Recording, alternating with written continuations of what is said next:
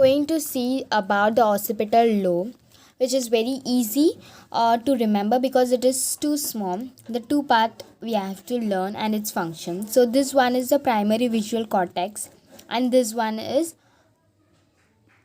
association cortex. So this is visual association cortex.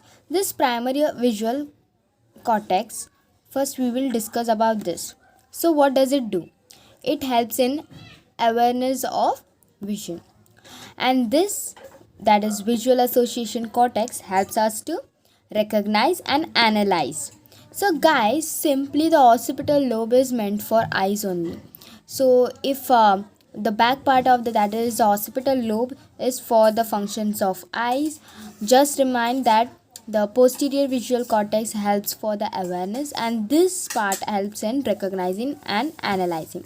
Thank you so much for seeing my video. Hope this will help you a lot. Thank you so much.